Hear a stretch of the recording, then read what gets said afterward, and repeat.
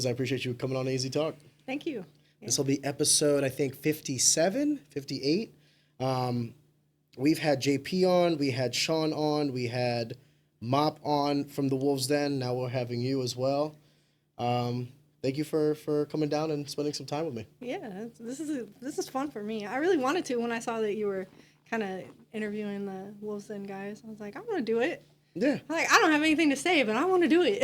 I think everyone has something to say. Yeah. It was actually JP who was the one that told me about what you do for work. Yeah. Because, so we have, and this is kind of like not just for you, but this is like for everybody, we have like a backlog of people, and it's kind of like a blessing and a curse, right? Mm-hmm. So like we have no shortage of guests that we can have on. The trouble is, you know, like I have a full-time job, I have all these other things. So it's like if I could do 3 of these a week, we have, you know, some people like, I feel bad when people are like, oh, I'd love to be on and I would like to have them on. And it's like, I could do you next month. Yeah. It's like, oh shit, like I thought, you know, it's kind of feels like an asshole move, you know what I mean? But it's like, you also have to look for like variety too. Like, yes. You know, like you can't have the same, I feel like sometimes, or I feel like you probably run into the issue where a lot of your friends are from the same kind of community. And so like, you got to figure out like how to bring people that have different things to talk about. I agree in the sense that like it tends to be martial arts that's like the Venn diagram that kind of like connects us all, but I would still say that like, okay, I was a martial artist, but I'm sure you and I have completely different lives. So like you're into martial arts and so am I, but like outside of that, vastly different lives. So you have to figure out how to like pull the different parts of their life out. And truth be told, I'm getting better at that as time goes on. Like I like to think I'm better at this now than I was 30 episodes ago.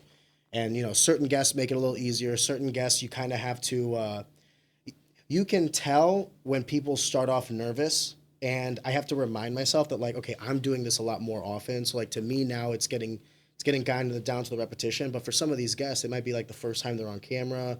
And you can kind of tell that, like, they're nervous, like, for the first 10, 15 minutes. And then, like, maybe they just get used to it. And then they start, like, by minute 30, it's like, okay, now we're having a conversation. Now it's, like, less formal, you know? Yeah.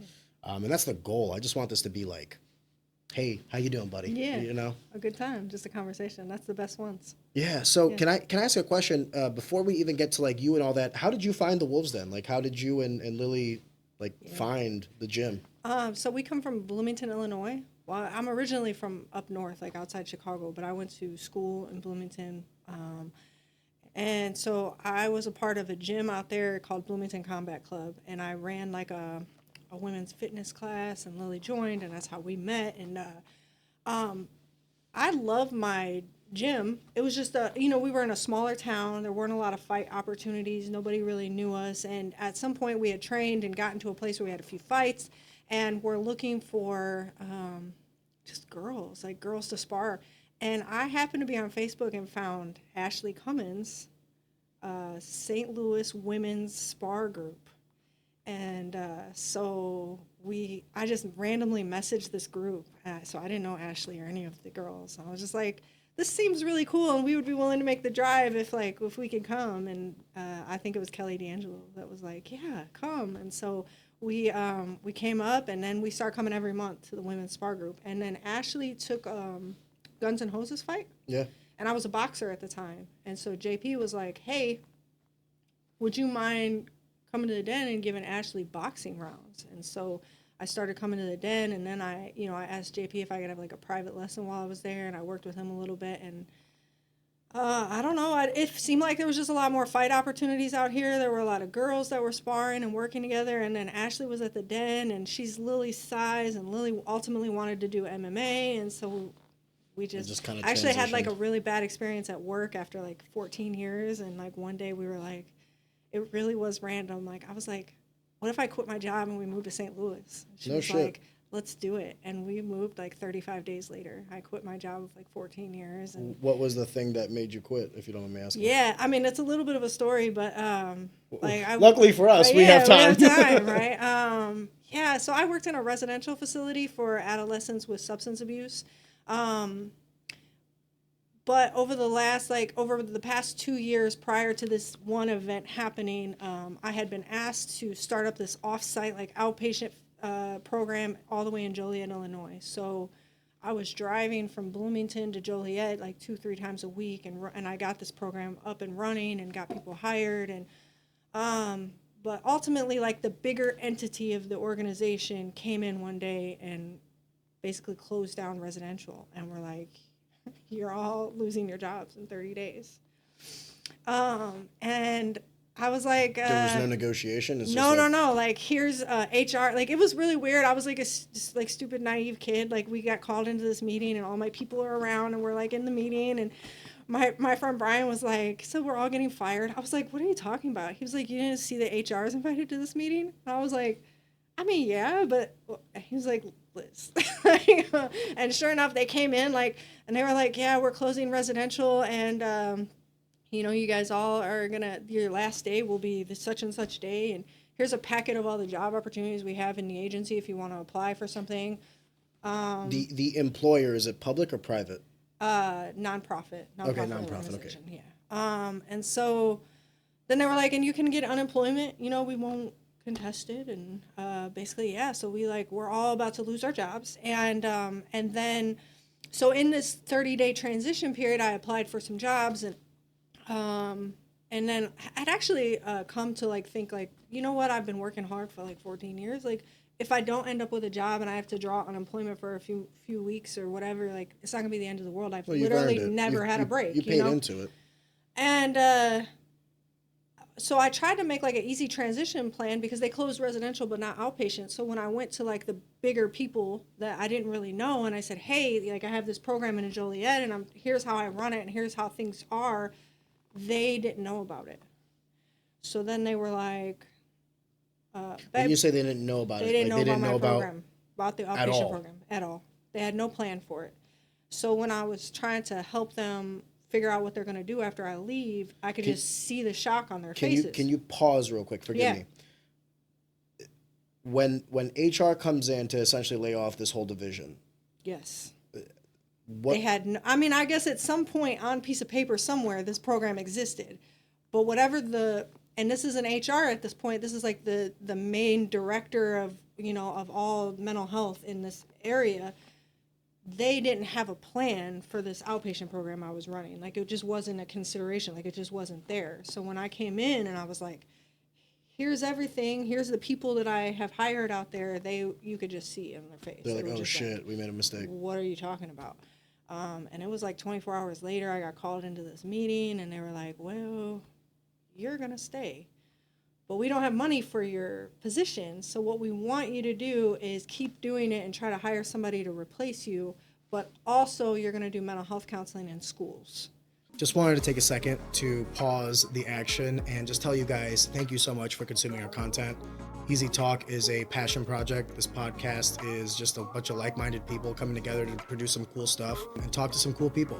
One of the things I would very much appreciate is if you could possibly like the video or subscribe to the channel, just because it helps us in the algorithm and ultimately to grow, to get more exposure to everybody, including ourselves, and ultimately just make a better product. Take a second, I'd greatly appreciate it, and on with the show. When they say that they don't have money for the position, obviously you're not doing this for free. Yes, so they're going to keep me on, but now they've split my job. So we need you to keep doing what you were doing, but also you're going to do this other job because we have money for that. So we've funded this position. So we're going to slide you into this position. Maybe, and I want to be careful how I say this because I've never worked for a non-for-profit. Yeah. This seems incredibly... It was terrible. It seems incredibly, like how can I say this?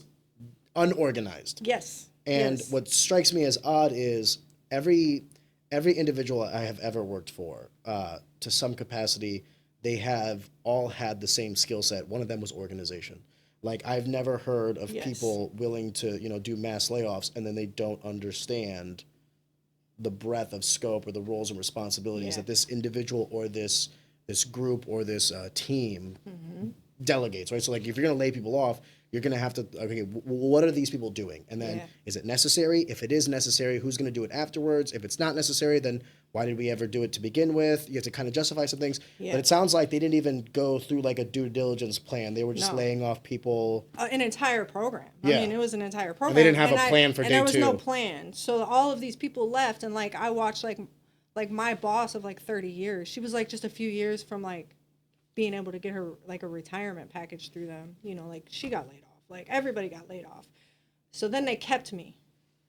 And now I have 2 jobs. And one of them is a job I've never done before. So I've been a substance abuse counselor and then a supervisor of substance abuse programs.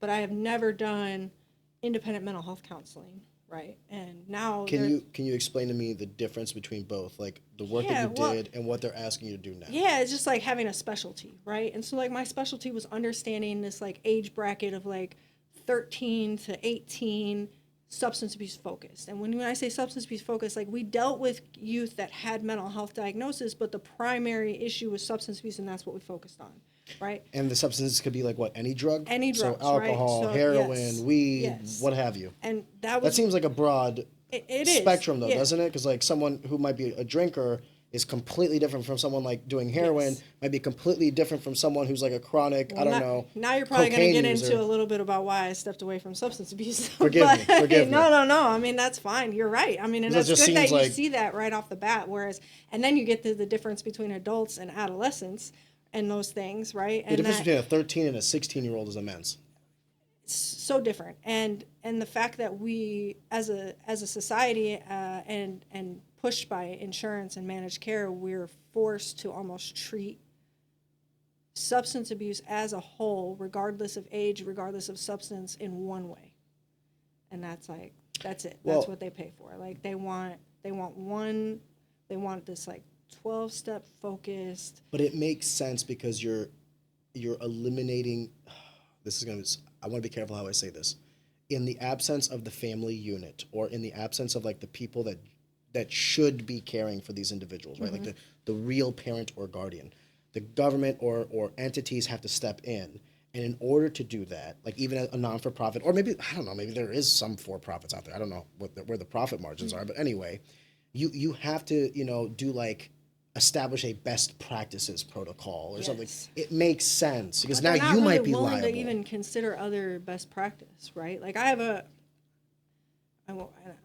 is it okay that we're just kind of like moving around topics? Okay. Like I have a second job. Like I'm a consultant for the Lighthouse Institute, which is a research and development center for all over. And what I do there is work in an evidence-based practice that's for substance abuse, and it's primarily for adolescents. It's called Adolescent Community Reinforcement Approach. And their goal is to step away from that 12-step model and to show that rather than focus on this punishment-based system for substance abuse with kids, you go in and focus on building up their social resources. You go in and focus on getting them involved in other things that are enjoyable.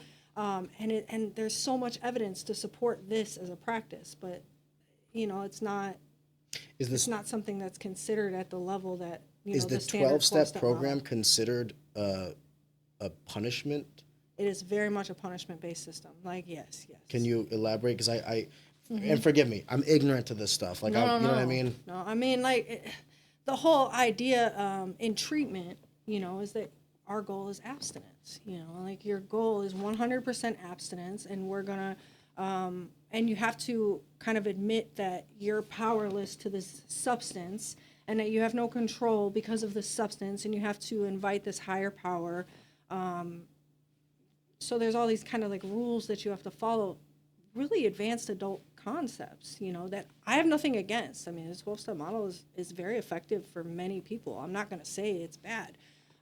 However, when you have a 13-year-old girl, chances are she hasn't gotten to a place where she feels like she's hit rock bottom. Her consequences are grounding in jail and losing things, and using substances is still fun. She doesn't feel like I can't live without it. I need this to survive. It's a good time. So like when the option becomes, well, you can keep using and having fun, but you're going to be grounded and not be able to go to school, or you're suspended, or you're going to go to detention for a few days. But ultimately, you get to have you sneak off and have your weekends that are fun with your friends that you're using, or you can do what you're supposed to do.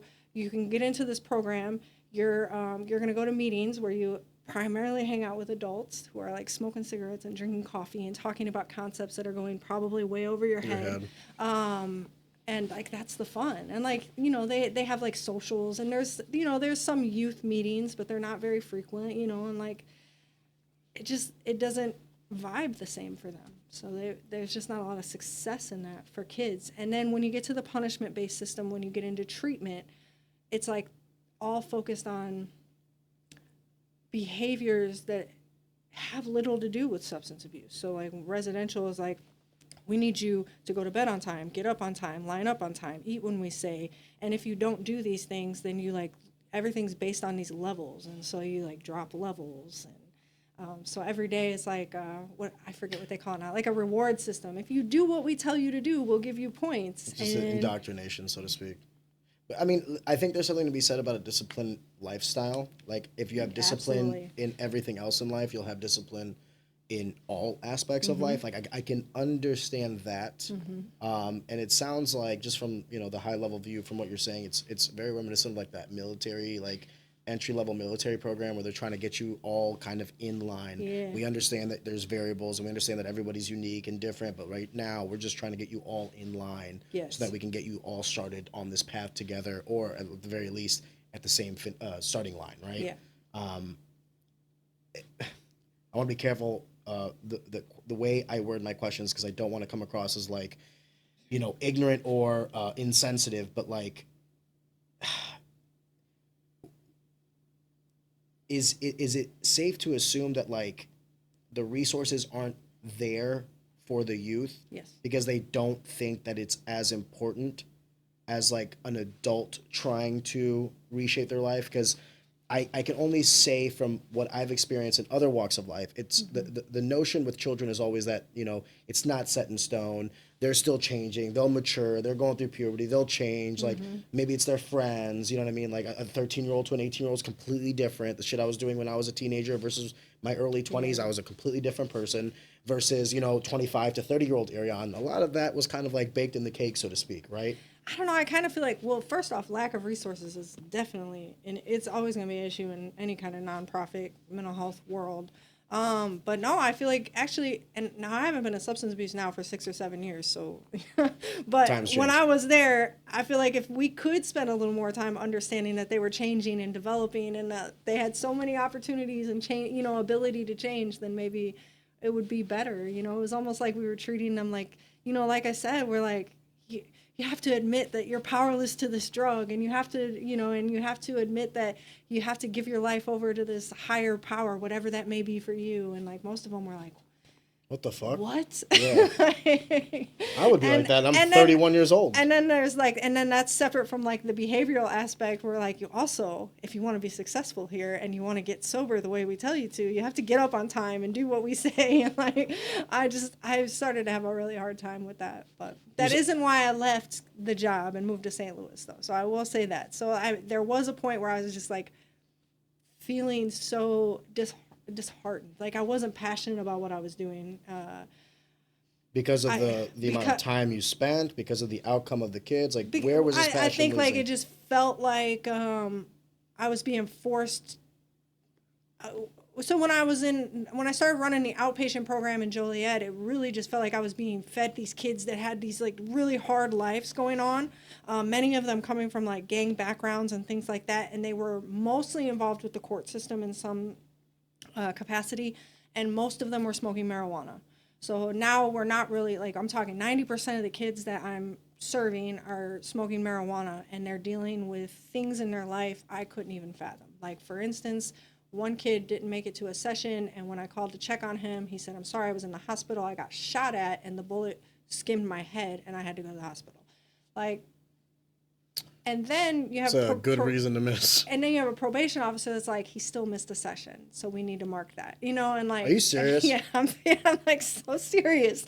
And so now I'm like, is there nothing to be said about like a doctor's note? Like we're putting, and I just started to see this like, where I became a program that was almost a piece of paper that I signed at some point that was putting kids in jail for smoking weed.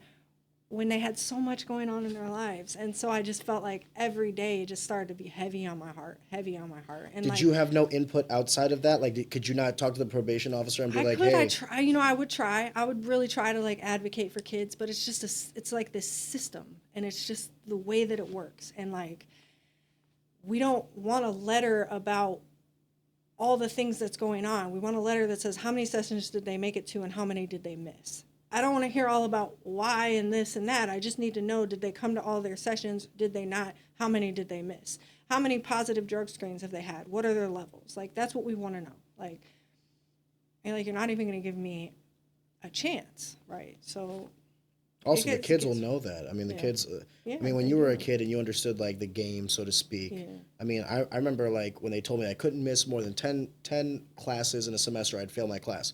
Okay, cool. I'll miss 9. Yeah. You know what I mean? You basically told me exactly what line I can't cross, that I'm going to flirt with it up until that point. Yeah. You know, well, it's... And the kids that I worked with out there, though, were like, they didn't even do that. They just like, they're like, what's the point? Well, because it's a slippery slope. They get to a point where it's like, what's the point? You know, and I'm like, well, what if we didn't focus on all of that? What if we focused on something that you want? Like, what do you want to be different in your life? And they were just at such a hopeless place. So there was that. So there's this whole year after they've laid off all of my coworkers, all of my bosses, and I'm like this single person that's left, and I'm guilty about that. I'm guilty about watching people that were way before me that lost their job, and I'm the only one left. It literally, like, I came back to Did you have like imposter syndrome? Like you felt like you didn't? Yeah, like there were more qualified people. Absolutely, and like it was also lonely. Like the whole floor that we were on was all empty, and then there was like my office, and like I'm like when I'd leave, it'd just be like a dark hallway. Dude, that like is nobody's depressing. out there. It's so sad, right? And then like I'm going to Joliet 2 or 3 nights a week still. I'm running this program, and I'm trying to hire like what's supposed to be my replacement, right? So they've created this position to be my replacement, but they're going to be out there. And then I'm doing mental health counseling 2 days a week in junior high, and never done that before. Now, for lack of better words, when I was like, I've never done this before, they were like, you're a licensed therapist. Like, you'll be all right. Like, my license doesn't just mean I can do all the things, right? Like, that doesn't make me a competent mental health counselor for 11-year-olds. Like, I've never even sat in front of an 11-year-old and talked about their problems, And I remember, like, my first day doing it, I was, like, pumping myself up on the way. Like, it's all good. Like, I know I can talk to kids, and I get in there. And, like, my first kid, like, it was, like, pulling his eyebrows out because he was so stressed about things going on in his home. And I was like, oh, my gosh. Like, what am I supposed to do with this, And well, when you say stress with the things that... Because I'm curious about, like, the repercussions that could be held against parents on some of this stuff. So, like, you're telling me, this kid is pulling out his eyebrows because of the stresses he has at home. Mm-hmm. At what point, and maybe this is like a broader question, but like, I feel like, a lot of times parents will say like, that's my kid, like I'll raise my kid. Yeah. And I actually agree with that. Like, I think like it's your child, that's your responsibility. And if you do it great, it'll be known. And if you do it bad, it'll be known. It's pretty self-evident, right? But I also think that like in extreme circumstances where the health, the well-being, the trajectory of a kid's life is now at jeopardy. Yes. At what point, I'm not saying like take the kid away, but like at what point do we start, I want to be careful how I say this because I don't want more like government control or anything like that. But like as a society, when do we start punishing parents for failing at their biggest, most important job, and that's rearing the next generation? Yeah, I mean, that's that's such a loaded question. Your kid is troubled in part because of you. Yes. You're a part of that trouble. Yes. So when I first started doing the mental health counseling in the school, it was in this rural town of Tazewell County, Illinois. And it was just a product of poverty. There was a lot of alcoholism, things like that, and it just it was really eye-opening for me actually to see kids so young that were exposed to so much, that they were experiencing stresses and anxieties, and these things were very real for them. So your question is very loaded, though. I guess I would have to jump into where we are now, and we're on the Missouri side of things, so I can't really speak too much for the Missouri side of things. I'm an Illinois LCSW, and I've worked on a program on Is the it that Illinois different side state of the. to state? It is different state to state, so you have to get your license. Like I could go take a test and get my license, and it's a matter of taking a test and like paying a fee, and I could get my license in Missouri. But my job was in Illinois, so I kept my Illinois license, and I've been working a crisis program out here for 6 years. And our crisis program is a little different than what people think about crisis. It's been for kids who are homeless or being kicked out, and so my team so I supervise the program. My team responds to police departments, hospitals, schools for kids who have nowhere to go, right? And coming from substance abuse and into this, I mean, I guess I was really taken aback by the amount of kids that we serve and how broken the system truly is. So, I mean, When you say the system, what do you mean by the I mean system? the Forgive me. Department of Human and Health Services, DCFS.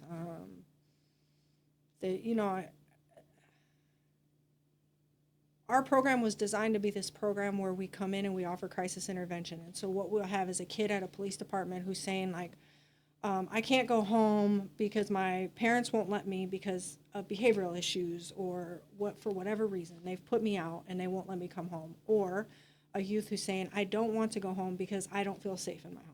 So those are the primary two reasons that we should be called. And we're supposed to kind of be a crisis program. We come in, we get the parents to the police department, we mediate, we get them home for the night, and then we assign them a counselor. And Can parents legally not house their kid if they're under a certain age? Isn't that your responsibility? So this is where we get into it. So that, there's this whole system that was in place, especially when I started 6 years ago. And it was like, our goal is to get them home and to get them services and to be in the home. We offer free counseling, free family counseling, try to help keep families together. But if a parent is like, absolutely not, they cannot come home, right? Then they have initiated what is called a lockout. They have now officially locked their kid out. And so our program has host homes, which are licensed foster homes, and we will place a youth in there, but it starts this clock. We call DCFS and we make a report. We say this parent, despite all of our efforts and our mediation, this parent has locked their youth out. So this clock starts, and basically they're in a host home with us. Forgive me for interrupting. That's just wild to me. Oh, and They it happens lock their kids out. all the time. And there's no repercussions for the parents. All the time. And so it used to be that once we've initiated a lockout, we basically have 7 days where the youth is in this placement home, and we kind of come in and offer extensive services. Like our goal is, how do we help mediate this? How do we help offer them services and keep the youth in the family? Even if it isn't at home, is there an uncle, a grandma, or grandpa, somewhere the kid can stay, and we'll continue offering you counseling. But at the end of that 7 days, if the youth can't go home and the parent will not allow them, then It's basically a foster kid at that then point. DCFS would come in and we would go to court for what is called a MRAI hearing or a dependency hearing, depending on the situation. MRAI is a minor requiring authoritative intervention. And we would go to court and say, Judge, the parent locked the kid out. They're not providing for them. We've done, A, B, and C. And then the judge would hear from the parent, the state's attorney, DCFS, us, the kid, and then basically either court order the youth back home or court order the youth to the care of the state. But if they court order the youth back home and the parents say no, I'm trying to understand, at what point, ultimately then the youth, through a series of different processes, the youth will end up in the care of the state. Do you then fine the parents? Because it's if you don't want to take on this responsibility, you're going to have to pay for the people that do. I am not sure what happens to the parents, but I will say that that's so crazy that you can just forego your responsibility this way. If you dig into it a little further now, the state of Illinois is so overwhelmed, they have no houses available. We have no host homes available. DCFS is leaving kids in hospitals for 2-3 weeks past what should be their time in court. The court systems won't let us go even do MRIs the way that they should be anymore. We're having to respond to these more serious cases. Sometimes we have them in our host homes for 30, 40 days. It's just an overwhelmed system, and it all stems from these parents that are they can't live here anymore. I don't care how old they are. I don't care why they are the way they are. I don't care that they're my responsibility. They cannot live here anymore. And I won't say that some of them may have valid things going on that cause them to feel that way. Then we have to dig into the mental health system, where I do meet kids that, as a supervisor, I would get calls in the middle of the night. We're at the police department, and there are kids that are violent, that are aggressive, that parents are afraid to have them in their home because they might hurt other kids. There's nowhere for those kids to go either. There's no hospitals for them. Hospitals turn them away, or they maybe will keep them for 5 days and then send them back home. So it's just when I say a broken system, that's what I mean. And it's just this big loop where there's just no services. Do you think there's like clear things that could be changed to put a patch job on this system? Do you think you need to fundamentally reform the system? I think there has to be some. So I don't want to feel like I'm not a know-it-all. Like, I don't know everything, but I just know that from my experience of just being embedded in watching this, sometimes for me it feels like if you were to go back, I would say 97, 98, there was this huge push for community-based services. You're talking about 1997, 1997, 1998. So now we've gone really far back, but I really think the issues are stemming from there. We go back, there was this push for community-based services, which is great. Community-based services is great. Preventative health care, mental health care is great. What is community-based services? That's where we're providing services in the home or on an outpatient basis versus just putting everybody in facilities. Gotcha. Okay. Yeah, because it's an environment that they're relatively sustainable in. But for some reason, when decisions are made to go one direction or the other, it's like the other direction has to be shut down completely. And so what I mean by that is like long-term mental health care was shut down, like facilities were just shut down. They're like, we're no longer going to provide long-term residential mental health services to adolescents. We're going to offer short-term psychiatric, so for youth that are in imminent harm to themselves or others, have somewhere to go for medication regulation.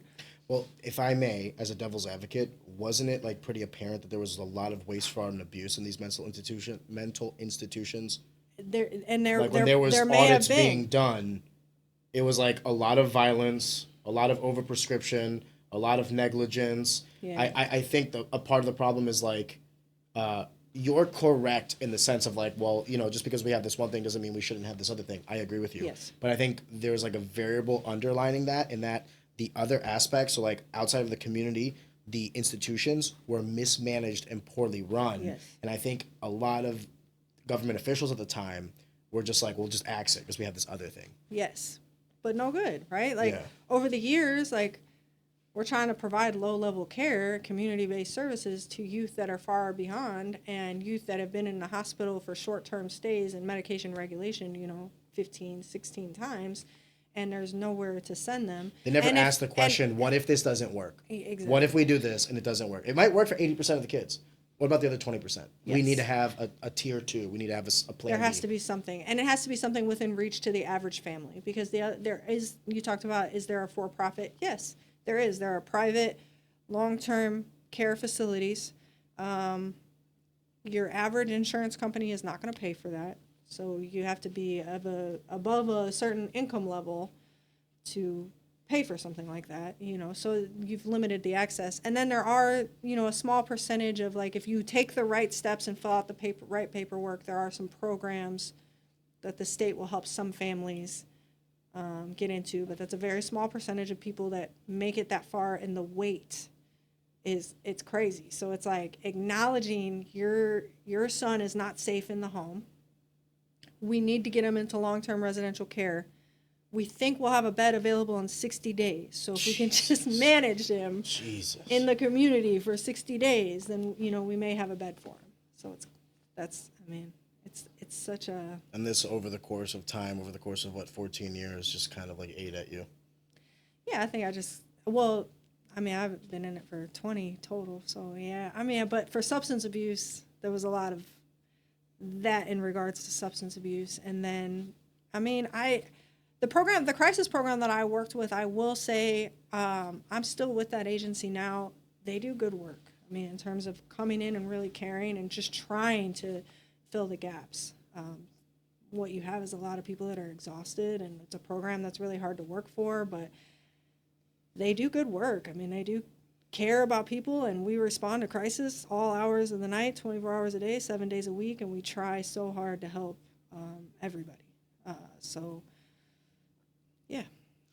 Do you think there's, I want to be careful how I ask this, but when you say like these people are tired, it's hard work and all these other things, is it like a combination of like underemployed people, meaning like you don't necessarily have the number of people that are needed to help this many kids? 100%. Is it the course of resources, like maybe they're also underpaid when you say like they're 100%. tired, or Yes. is it just because, dude, it's fucking hard work? You have kids All like of it. banging their heads against the wall, you're having kids that are going through withdrawals, like it's not an easy day in the office. It's all of the above. All of It's the like, above.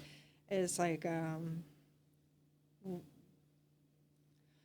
so when I first started in that role, I actually was the supervisor of the family counselors. So I was the supervisor of people that were assigned after crisis. So they're the people that like provide counseling and try to help the family not end up in crisis again. Right? So, or if the youth is in a host home, they're working with the family to try to get the youth back home. That wasn't as bad. I mean, I feel like it is a hard job still. I mean, there's still a lot of crisis, a lot of things that they're working through. Everybody in a nonprofit agency is underpaid, so we'll just put that out there. So that's always going to be a thing, and it's kind of an expected thing. Even when you're in school, they just tell you like, you have to do this because you love doing it. You know, you're never going to get rich being a social worker. At least they're fucking honest. Jesus. Yeah. But at some point, I have certain strengths, I think, as a supervisor, and some of my strengths is really like training and hiring and, overseeing the program as a whole. And so our crisis program was really struggling. They didn't have like an actual supervisor. They had like family counselors that would like get a little bump up to the next level, and then they'd oversee the crisis team. And so at some point I was like, well, why don't we try and have a supervisor take over the crisis team? We had like 2 crisis workers at the time. We covered 10 counties after hours. So it just wasn't enough, So I came on and I started supervising the crisis team, and that was like seeing what their job can look like. I was always struggling to hire. I worked a year to get a team of 8, but it was like keeping them in that job is so hard, and I felt for them. It was kind of like, I think I was having more stress because now I oversee this crisis team, and even when I wasn't on call, I was worried about what's going on out there, because like they could be called to a hospital and be now involved in a 14-hour crisis because the parent won't take them home, but the hospital won't let us leave, or something like that. So, or the police department, and that's their job. Like they can get called out at 2 a.m. to Litchfield Police Department and have to drive, an hour and a half for this crisis, and the parent has basically stopped answering the phone, and now we've got this kid. And either maybe the kid has something going on that he's violent, so we can't put him in a foster home, or maybe we don't have a foster home available. So now we're just sitting at the police department for hours and hours, You've spent a lot of time in this field, and I kind of want to ask a macro question, if you don't mind. Mm-hmm. It's been widely reported that the foundation of the family unit in America has degraded over the course of the past, 30, 40 years. Yes. Do you also see the correlation between the influx of kids that are needing more and more assistance, simultaneously the reduction in the amount of, I want to be careful how I say this because I don't want to say like proper family units, but like healthy family units? Yes, I think, and I'm actually glad that you say that. Like I do believe that, and it's not like I'm over here to say like, oh, it has to be this like nuclear family idea that used to exist, but I do believe that having a parent structure that works together, whether they're together or they're not together, that works together, that is caring and nurturing their kid and offering appropriate discipline and allowing them to explore the world with also consequences, like can change a lot of things, but we don't have that, I agree and disagree. I agree that I don't think you necessarily need like the nuclear family, but I disagree in the sense that I think that's the best thing to have. Like, Okay. do you need it? No. I would tend to say probably not. But should you have it? Yes. I'll even go a step further. I don't necessarily think that needs to be a man and a woman. If that's a man and a man, if that's a woman and a woman, when I say nuclear, I just mean like two parents slash guardians in the house. Because I can only tell you from, I only have 1 2-year-old, right? Yeah. And I don't know how single people do it. Like Yeah. I would have no fucking idea if I was like, God forbid, something happened to my wife and it's just me and my daughter. I would be like, oh my God, what am I going to do with work? What am I going to do with childcare? What am I going to do all these things? I think the dissolution of responsibility is a lot less stressful when there's a partner there. At the very least, you feel like you're a part of a team. And I would even go as far as to say, like, you know, some conservatives might say, like, no, you need a man and a woman. Fair. I would also still say that, like, if you had 2 women or 2 men and they were in it for the right reasons, if they were genuinely in love with one another and they wanted a partner and rear children, better to have these kids in a home that they're loved than a foster home. Not saying that they're not going to be loved in a foster home, but it's a completely different environment when you're like the sole attention to these people versus one of many, right? I think there's a correlation between needing more and more nonprofit resources, government resources, and all these other things when we have less and less resources available from the jumpstart in that quote unquote healthy family structure. I think healthy family structure would have to be really highlighted in that, because I've seen a lot of families that are together.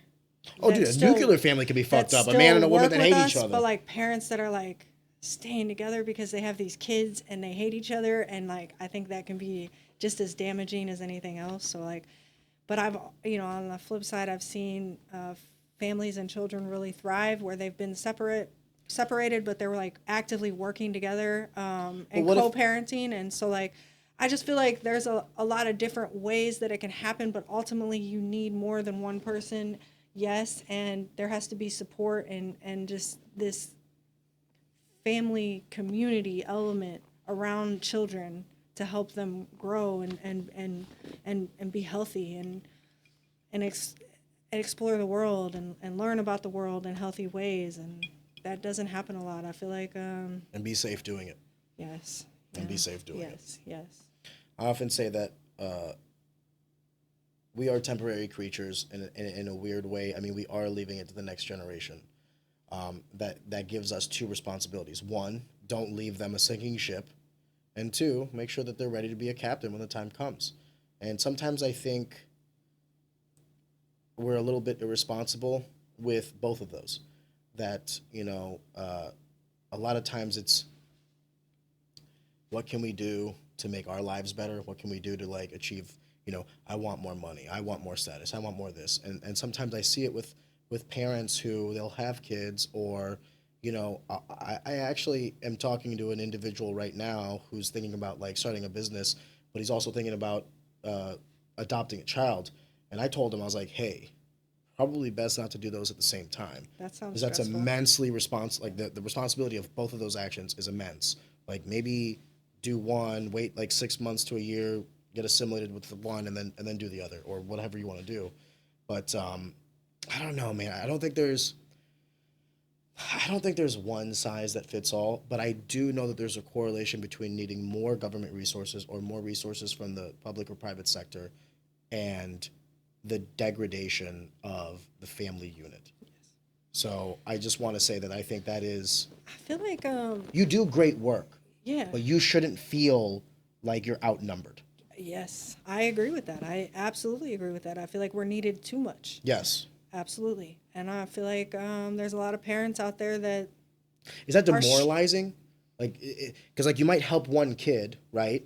But then there's like 5 others and you're like, holy shit, when does it end? It does always feel like that, right? And you want to help them all, right? You want to, like... I don't know many social workers that don't have good hearts. And they're like, yes, I want to do this. But then we get out there and we're like, in the field, we commonly make jokes that we shouldn't about DCFS workers. Because if you see a new DCFS investigator when you see them. Because they feel like they're going to change the world. Like they're coming in, like when we're in a crisis and a new DCFS investigator shows up that day, we're like, this is great because they come in and they want to help and they want to do these things. But if you see that same person like a year later, it's like they've aged 10 years. Like, Just from the stress and of it's the just role. what it is. Like people say all the time, like going to DCFS is like selling your soul because like they're going to pay you so much more than any other nonprofit, but you may not be the same a year They'll later. make you earn it. Yeah, like their responsibilities are so. It's hard to even be mad at them sometimes when they're so jaded and when they're so angry or when they're like yelling at us because we're not doing our job or whatever whatever the situation is. You want to be mad at the person, but you can't be because you just know they've been like run through it. Like, and they probably started out with this like great heart and really gung ho, and they thought they were going to change the world, and then they had like 72 cases thrown on them. And then just like, holy shit, there's a mountain in front of me. And the things you see, the things that they see, I can't imagine. The things that I got calls on just from my crisis program to be on the DCFS end where you're really just dealing with the neglect and abuse all the time, like the things that they see, I just can't imagine. So it is, it's like we're all just drowning. There isn't enough help to give for what's needed, and it is like a system overhaul that's just needed, and I don't know all the answers. I have ideas. I see issues. I do think that there has to be a place for some youth to go for longer term care. I do think there has to be. I think if you start with preventative care, it's like starting with parents with newborns, like helping them understand what an immense responsibility that they have to like raise this human and help them become healthy, because It's the most important job you'll ever have. I mean, and what's really undervalued is how important that first 2 years is, because now we know that their brain is developing so much in those first 2 years that things that happen in that time before they're even like fully verbal and fully affects everything about who they become as adults. It affects are they anxious? Are they reactive? Are they fearful? Like all of the things we know that kids need to feel secure to a certain level so that they are willing to kind of have confidence and try new things. But you also have to balance that with letting them know that they'll be okay and learning to self-soothe themselves. Like I am not a parent, but I've spent my life trying to understand development, brain development, and that is a huge responsibility. And so many parents, every day, parents are becoming parents for the first time, and they don't have all that information. They don't have all that education. Would you ever want to be a parent? Like you and Lily, have you guys ever talked about adopting? No, we've ultimately made the choice not to be parents. Neither of us really want that. We love kids. So I have 2 godkids. I love them so much. I have a niece. She's amazing. I love them. I love helping kids. But our life at home, that's just not something we desire. No, that's fair. Yeah. I often say I say this so often, but different strokes for different folks. I personally think having a kid was like the best thing that's ever happened to me. But it also happened because like I found the woman that I wanted to be with. Mm-hmm.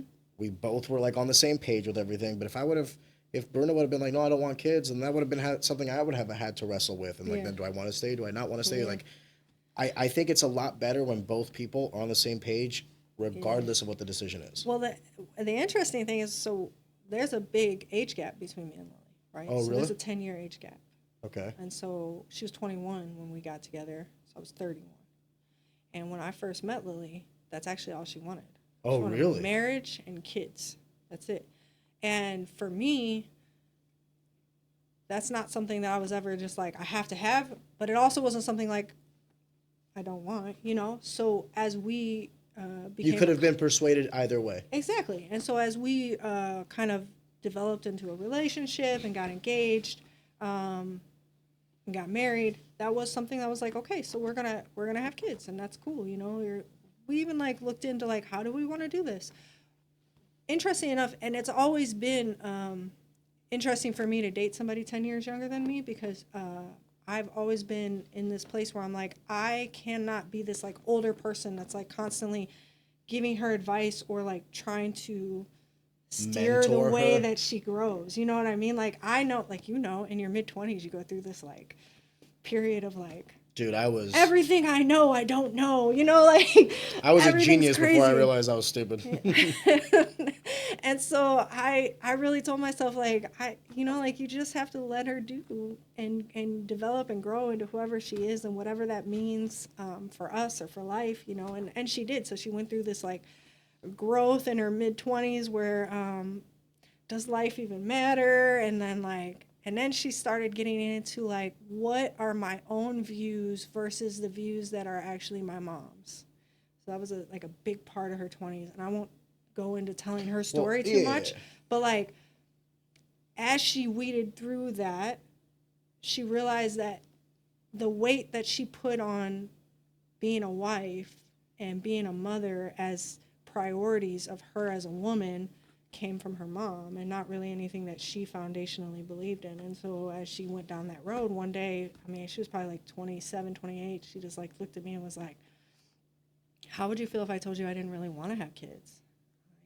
Like we can talk about that. Like, that's like, okay. Cool. Like, yeah, that's okay with me. Like, it's also ballsy for you. Like, if you would have met when you were 41 and she was 31, she is pretty much like, that's going to be her. I'm not saying that you can't change in your 30s and all that, but I think everyone would agree that like the teenage years are just a fucking roller coaster. And then your 20s are kind of still that, but you're really changing for the trajectory of forever, right? Yes. I mean, the girl you met at 21 is not the girl I'm with today. By the time she's 23 is going to be like a different girl than 26 and then 29, But it's actually been the coolest thing in my life. Really? Like to watch her just become herself. Do you think it's changed you at all? Absolutely. Yeah. I think when she first met me, so we've talked a little, well, you want to talk a little bit about my history, but like when she first met me, so I'm 31, ultimately I've spent the last 10 years of my life at this point trying to do everything perfect because I've messed up my life so bad prior to that. Like I spent 10 years, like I'm going to school, I'm working 2 jobs, I'm not speeding, like I'm not doing anything wrong in my life. And like, I just attached myself so much to like living my life in this like structured, perfect way. I'm going to be ultra disciplined. I'm going to be like a good person in society. And that's like all I did. I did all the right things, right? What was the catalyst for you deciding to live your life like that? Because I felt like I was given a second chance, right? Can you elaborate? Like, so like, when I was younger, I just was, as a kid, I was just I grew up in Joliet, Illinois. I'm not sure if you know where that is. It's a little bit outside Chicago. And my mom had me when she was real young, and she married a guy and got into like a domestic violence situation. So I grew up in some domestic violence. And then she did ultimately decide to leave him when I was probably about 11. But so we grew up really poor, and my mom working very hard. Always, working, trying to pay the bills. My dad was involved. He's a good guy. Took care of me. Your biological father. Yes, my biological father was involved. Took me on the weekends, took care of me. But ultimately, like, I still, I didn't do very well in school. I wasn't very happy in school. I didn't try very hard. And so my eyes wandered to all the things going on in the streets. And so I guess there's really no lack of other way to say it other than, like, when I was a kid, I just wanted to be a gangster. Like, that's it. Like, I saw the kids around where I was from, and that's all I wanted to be. So it attracted you because it was all around you? I think so, yeah. Like, it was just, like, exciting to me to see, and that's all I wanted. Like, I was, like, hyper obsessed with, like, that's who I want to be. Despite all the ways that my mom tried to intervene and my dad tried to intervene, and they tried to, like, consequence me. Because they saw it coming. I was just wild, and I just ran away. And do you still have a relationship with your parents today? Oh yeah, absolutely. Okay. My parents are like my favorite people. Holla. But God bless. But yeah, I mean, they just kept trying. And what was the catalyst that got you out of that phase of like wanting to be a quote unquote gangster? Yeah, so like my mom moved me away to a couple different places, and ultimately I just ended up getting into like criminal behavior. And ultimately, when I was 17, I got arrested for armed robbery in Peoria, Illinois. And so I ended up being tried as an adult The charges got dropped to attempted armed robbery, and I don't know. I think I got really lucky. And so I think when you talk about like, why did you feel like you had to be so disciplined? And this is why, because I don't know why I got so lucky, but for whatever reason, the judge, like when I think back to like, I'm this like 17-year-old who's never really, I'm not gonna say I was like a terrible person, but like I did a lot of bad things, and like I don't know why a judge gave me a chance, but he basically did, and he said, I'm gonna send you to jail for 6 months as soon as you turn 18, and then you're going to be on like basically what's called a suspended sentence. So you're going to be on probation for this period of time. I think it was like 6 or 7 years. And if you violate your probation, you'll go to prison for your sentence. And jail, forgive me because I'm also ignorant to some of these things in life. Is this something that's like on your record permanently? Well, I'll talk about that. Yeah. So I was a convicted felon. Yeah. So I went to jail for 6 months, and then I went in there. At the age of 17. Well, I got arrested at 17. I got a lawyer, so it like stretched things out. So we went to court. All the things happened. The bureaucracy I turned 18. of law. Ultimately, I took a plea that this judge said, "Hey, if you do this, it's like a suspended sentence." And then I went in. I turned 19 in there. I got my GED in jail. I was released. I want to say 6 days. What made you want to get your GED in jail out of curiosity? So my mom made it a requirement. So God bless. Yeah. So when she was like, "You ain't getting out unless you get a GED." Yeah, like like when you accept a plea bargain, there has to be like conditions that you accept. No shit. And part of those conditions were that I would get my GED. Dude, shout out mom. Yeah. Good job, lady. Yeah. So while I was in jail, I was like this like it was actually a super eye-opening experience. I was in this Peoria County jail, and I was like this little 18-year-old, and I swear I went in thinking I was like the toughest thing that to ever hit earth, and then I spent like every day crying. Yeah. But really what happened was, what I wish would happen to more people is that I watched the system happen. Like I watched people like leave and come back, or like I started seeing like girls would like go to court and like come back and be like, "Oh, I got 3 years, I'm good." And for me, like being 18, I was like, 3 years? Like that's your whole life. I can't even imagine being in prison for 3 years. And what I started to figure out is like, you can't have one without the other, right? Like I can't live the life that I was living and not expect to be here. Like this is a part of the life. And so you either take it or you don't. And I was like, absolutely not. Like I have to get out of here, and I'm going to do good. I'm going to, go back to school. I don't know what I'm going to do. Like a scared straight kind of scenario. Yeah, no, and like in a real life situation. And like there were these 2 women in there. Their names were Chris and Cynthia. And they were prostitutes, and they were crack addicts.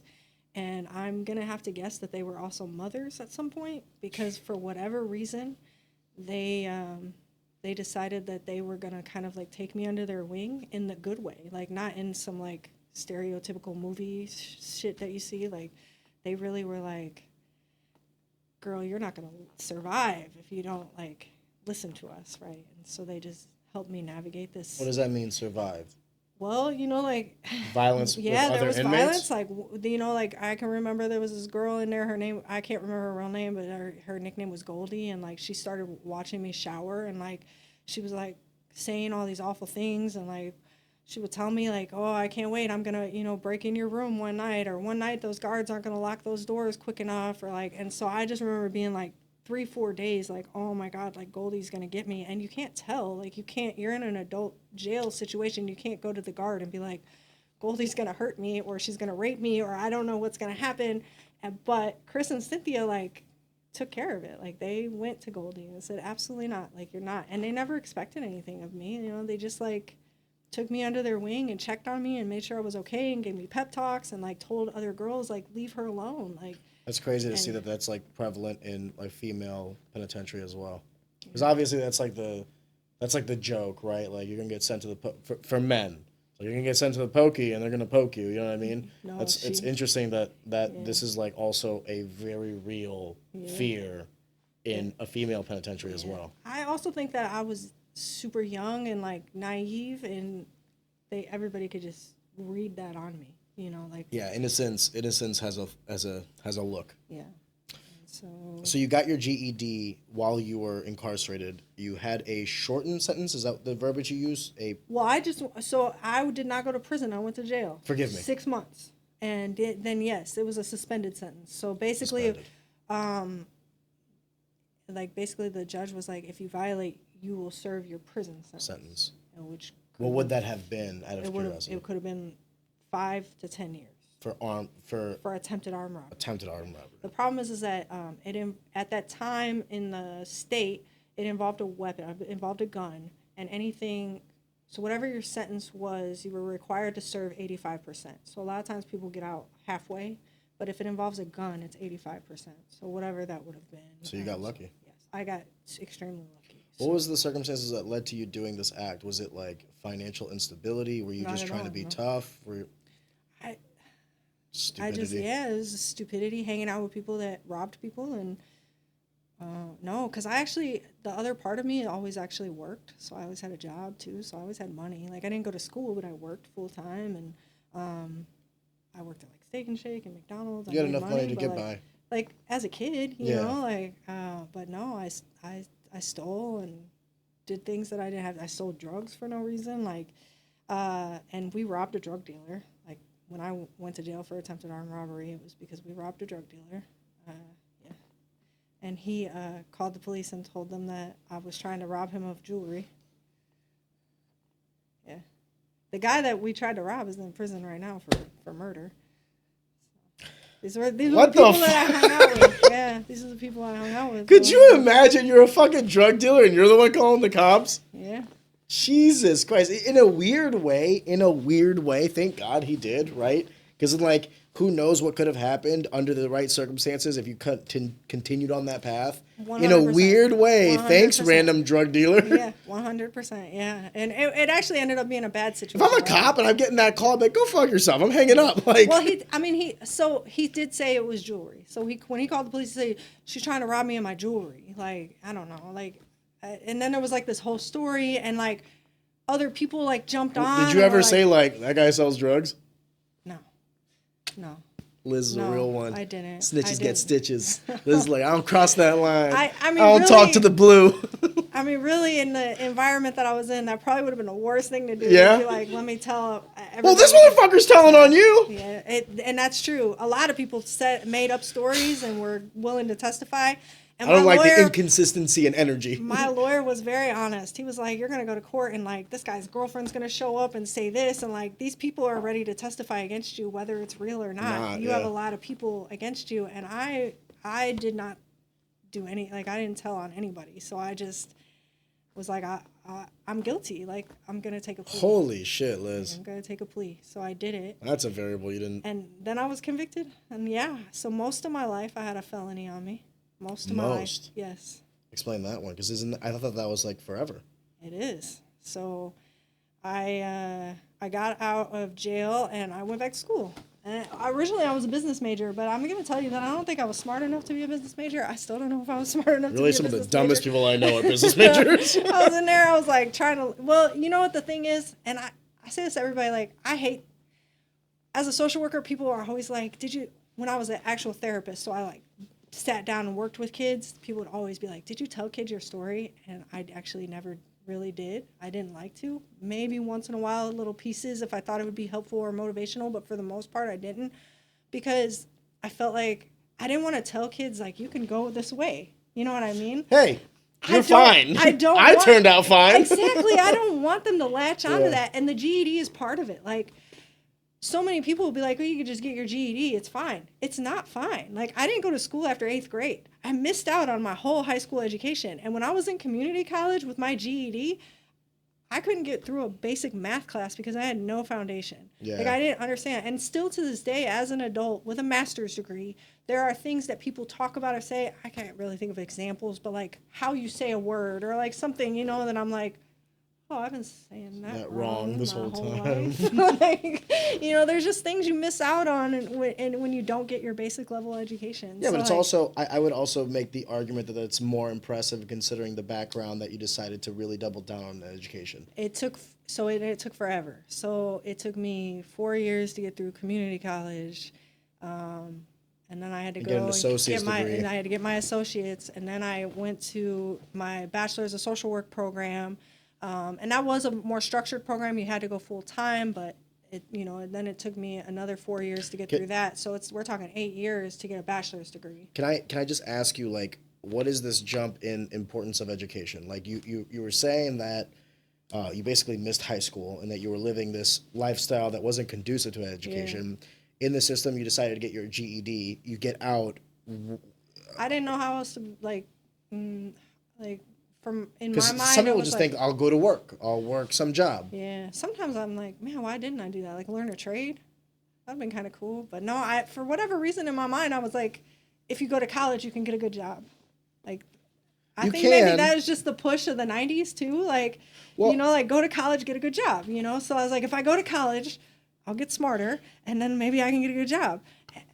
It's true until it's not. The problem is if you go for STEM fields or some sort of STEM is science, but like I think social science is in there. So like a social worker, that's a scientific field, right? So there are opportunities there. The problem becomes when the universities know that everyone wants to go to college and that they only have so many math teachers. They only have so many this, that, or the other. Yeah. But what we can start doing is offer like stupid fucking classes that offer no sort of like, labor expectations outside of this. And you will pay for it because you were told that get a degree and you'll be fine. And I whatever think that I was degree a product is in. Of that. I was a product of that. Now, dude, I see the kids now doing it. As an adult now, I have a lot more thought about that. Like when I talk to kids about their options, I don't talk to kids like you should go to college. Like I'm not gonna lie. A lot of times I say, trade school is an option too. I ask them two questions. I go, A, do you like working with your hands? Yeah. If the answer to that question is yes, then I tell them to go get an apprenticeship. Yes. And they're like, well, in what? I go, you know what? Maybe go to a community college for like a year. Yeah. And take some time and think. Yeah. Like 18 to 19 or 18 to 20, go to a community college. If you don't know what you want to do, don't commit to a university and don't commit to like an apprenticeship or a trade school. If you might work in HVAC and you find out that you want to be an electrician, or you might work an electrician and you figure out, man, I should have been a plumber. Give yourself some fucking time. Yeah. Decide. And then the nice thing about a community college is if you decide that, you do want to go into trade school, cool. There was like no real investment in that other than time. And then the argument can be made is that you're still growing and learning as an individual, right? Yes. And let's say you decide that you do want to go to university. All the time that you've been spending, those credit hours will transfer just as fine. Yes. I tell people that the only reason I went to UMSL right out of high school was because it was basically paid for. I only had to take like $1,000 or $2,000 a year in student loans, and that was actually not even for classes, to live. Yeah. Like put gas in my tank, buy myself food, things like that. But if I didn't have school paid for, I would have gone to community college. Yeah. Got my associates, then transferred. Mm-hmm. All the credits would have been just fine. Yeah. But I asked them if they like working with their hands. And then number two, I asked them, okay, if you don't like working with your hands, what do you want to do? Mm-hmm. You don't want to work with your hands. You want to be an intellectual. Okay, what does that mean? And I can't tell you how many of the kids are like, oh, I'm going to work in like business administration. I go, oh, you're going to administer business? And like when you say the words back to them, they realize how stupid it sounds. They're like, I was like, what does that mean? You're going to go into business? There's 30 different departments in any business. What are you going to do in this business? But you also have to remember that I didn't go to high school. So like I didn't really have any, I didn't know. No, I didn't know. And so I would have been that kid. And that's fair. I would have been that kid. I was like. But just ask questions. I was like, what do you want to be? I don't know. Maybe I should go into business. So I went into, that's what I did. Well, I would have asked you, do you like working with your hands? Yeah. Nobody asked me anything like that. But did you like working with your hands at 18, 19? I don't think so. Okay, so then you would have gone to school anyway. But I didn't know. Like today, I might have a different answer. But like, so at the time, so you have to remember, I get out of jail and I'm like, the only job I can get is cleaning houses. So that's what I'm doing. I'm cleaning houses every day for cash, basically. And you're saying that because of the criminal record? I have a felony now, right? So I have a felony, and that's not just a felony. That's a whole onion unto itself. It's not just a felony; it's a violent crime felony. So like, trying to get a job with a violent crime felony is not easy. So I'm cleaning houses, and I'm like, I'm gonna go to school. I'm gonna, and that's why I started a community college, and I just started with gen eds. So I had this idea, like, maybe I'll go into business, but I knew that I needed to start with gen eds, which is why it took so long, because I dropped out of math like 3 times. I had to keep going back. And what's the entry level? Isn't it college algebra? Right? I didn't even get in that. Like, I had to like when you test, and they it was 2 math classes before I could even get one with credits. Jesus. Yeah. Well, at least you did it. I did do it, but it took some time. It was like so absolutely overwhelming that like 4 weeks in, I would be so behind that I'd like drop out. And then the next semester, like, let's go again. And like, I've probably paid so much money for classes because of that. But, it's just like, it is what it is now. I paid off my student loans, so dang it. but yeah, I probably threw a lot of money down the drain because I just would feel so stupid and I'd fall so behind. But yeah, so I cleaned houses, and then in the process of that, my mom worked at Chestnut Health Systems, which was a substance abuse facility, and she messaged me and was like, they are looking for 3rd shift workers.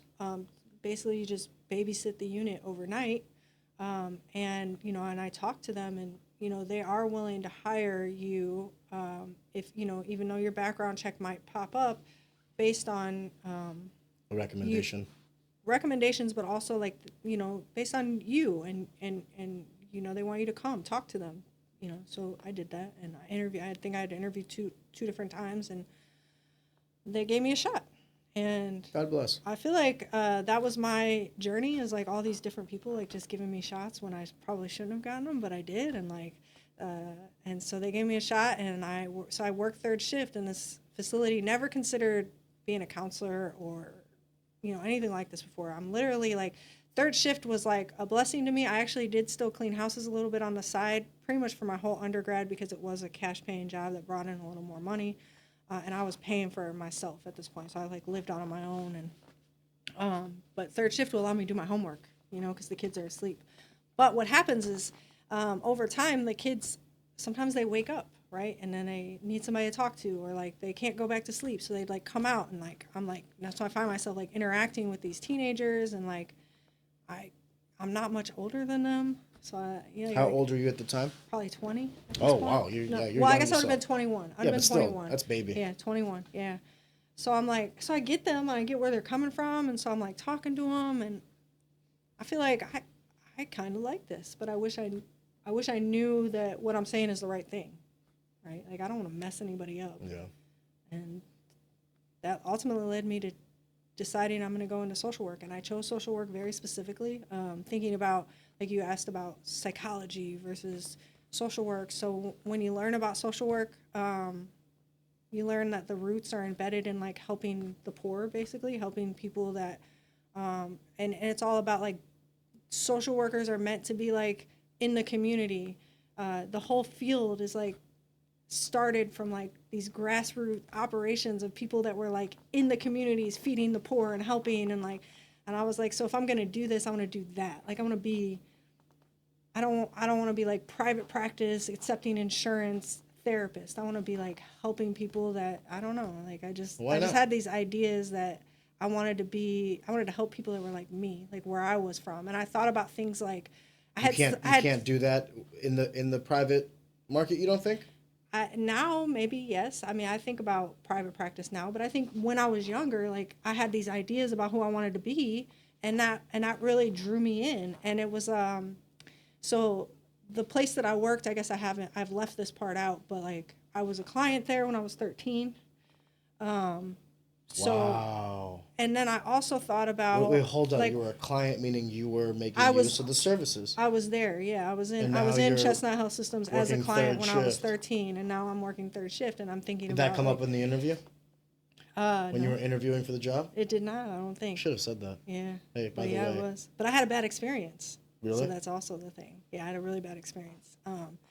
And then I was thinking about like when I was a kid, there were certain things that happened that really meant a lot. We were in a domestic violence situation when my mom was escaping. She got involved with this agency called Guardian Angel Home that really helped her out a lot when she was trying to get away And then also at some point we were like really poor, and this other agency like would donate our school supplies to us, and our Thanksgiving dinner was donated to us a couple times. And so like those things were very big in my mind. And like, so when I thought about being a counselor, I thought about being those people that like helped us when we didn't, we didn't have anything. When you needed it most. Yeah. And then when I thought about my bad experience at Chestnut, because I was like, I know now when I look back, like I was a terrible kid. Like I was the 14-year-old that people hate. Like you tell me not to do something, I'm doing all of that just to piss you off, right? And like, so I know I was a hard kid to be with, but like, rebellious. Yes, I was very rebellious, and they treated me, and the counselor I had treated me really bad. And so then I was like, if I'm gonna do this, I want to be like, I want to have it so that kids that interact with me don't walk away feeling like I didn't like them or they were terrible kids, because when I walked away, I felt that way, and so that was kind of my goal, and that's what I want to do. So that's what I did. So I worked at Chestnut. I went to school. I worked hard to get through, speaking of math, then I decided to switch my major to social work, and I needed to go to university, and they were like, well, you have to pass this math class, and stats. I was like, so like... Question. Do you use mathematics at all in your job today? No, not at all. But the university required it, so that's what I had to work through to get there. So by the time I was in ISU's Bachelor of Social Work program, I had already felt like I accomplished a lot. I love and hate the education system. Yeah. So then I worked hard. I got my bachelor's degree, and I worked through Chestnut. I went through, became second shift and first shift, and then when I got my bachelor's degree, I was able to, I just kept getting promoted and working all these different positions, and I got into grad school, and I went and got my master's degree. So at the point that I get my master's degree, it's 2011, and I'm like, I've been a felon, and I've basically stayed at Chestnut because I like what I do, and I'm helping kids, but also it's hard to get a job. I'm not gonna be able to get a job anywhere else, And I got my so I got my master's, and then Can I also add to that though? Yes. You also know where you're at. There's this underlying anxiety that comes with the possibility of, let's say you're working at a place, and it might not be the pay that you want, it might not be everything that you want, but let's say 85% of it is on par. You might get an offer somewhere else, but then you'll have this thought of well, what if I go over there and it's worse? Yes. Now I'm stuck at a place that's worse because I can't find something else, or at least that's what you're thinking in your head. So it's kind of like this anxiety that even if someone did offer you something, should I go? Yeah. It's the devil I don't know versus the devil I do. Yeah, that's true. Yeah, I remember I never even applied for another job. I just was like, I'm just going to keep, but they were good to me. A lot of people gave me shots, and I learned a lot, and they worked with me for my internship. So I was able to work full time and then do my internship in other departments and got my master's degree. All right. So then I become a counselor. I'm a therapist. I am working with kids one-on-one, and I'm working under a licensed therapist, and I do my 2 years, and I apply for my license, and I pass the test. They take my money, I pass the test, and I wait for my license, and it never comes. And 2 months pass. I'm like, where is my license? I passed the test. Well, at some point in between the time that I took the test and this period, a new law in Illinois passed that said if you have committed a forcible felony, or if you've been convicted of a forcible felony, you are no longer allowed to be licensed in the state of Illinois. For social work? For anything, for any any healthcare services. And my crime was listed under that. So at the time that I applied for my test, that law was not in place. What was the basis of this law? What was the thought process? We can't have these people in society? Not to be licensed therapist, I guess. What the fuck does that even mean? Yeah, so then I'm like, so I guess when I applied for the test, that law didn't exist. After I passed the test, it came into play. So then I got a letter that was like, we're sorry, you're no longer eligible for your license. What do you expect from people if they break the law once, and then you tell them to work hard, to be rehabilitated and go back into society, but you're not giving them any opportunity to actually function in society? Yes. So don't fucking be it's on purpose. At this point, it's not negligence. It's not ignorance. It's on purpose. Yeah. They're doing this so that you have to do shit that's illegal just to get by, so that you can get caught, so that you can get back into the system. It's crazy. On purpose. It's crazy. So yeah, and then I just felt so defeated. If they passed this law and said no one with a felony could do this, but caveat, there's a program you can apply to, and if you do that for like a year or two, we eliminate the felony, then I'm cool with this law. Yeah. If you're saying we don't want violent criminals to do this thing, fair, but then give them some sort of opportunity to prove that they're no longer violent or something. It's an annoyance to me at this point, because it's like either we believe in the foundation of man that people can learn, that people can strive for greater, or we don't. Which one is it? Yes. Which one is it? Yeah. With extreme cases of circumstance, like I am that guy. Like if you're a pedophile, nope, I'm sorry. If you're, murderer, and it's not self-defense, look into it. There are things where I do solemnly feel like, no, fuck you. Yes. But I can count them on one hand. Yes. Everything else, you're 17. I was 17. Armed robbery, the guy was a drug dealer. Doing society a favor as far as I'm concerned. And it didn't. Drug dealing is a very dangerous occupation. The heart-crushing thing was that it doesn't change my job in any way, right? Like I can keep doing my job, but I can never make more money. That's all you're telling me. Because the difference between being an unlicensed counselor and a licensed counselor is salary. So all you're telling me is you're stuck. Like you can keep doing the same job, but you will never get paid better. If you want to make some money, you gotta do it on the side. You So gotta make some moves. You gotta do some things. Well, Liz. I wrote the National Association of Social Work, and just explain my situation and how unfair I felt it was. And they wrote me a letter back. This is actually super meaningful because they wrote me a letter back and basically apologized. That they wished it wasn't this way. It was actually a law that was put into place, but should I ever be able to get an expungement, they would grant me my license that day. What is an expungement? So an expungement is where you can apply to get something removed from your record. So I go to Can anyone do this? Well, so then I go to my attorney that helped me when I was 17, and I said, tell me about getting an expungement. I'll pay you. Like, help me. And he was like, well, felons can't apply for expungement. Only people in the state of Illinois, only people with misdemeanors can apply for this. So it doesn't even fucking matter. He was like, the only thing you can do is apply to the Prisoners Review Board for clemency.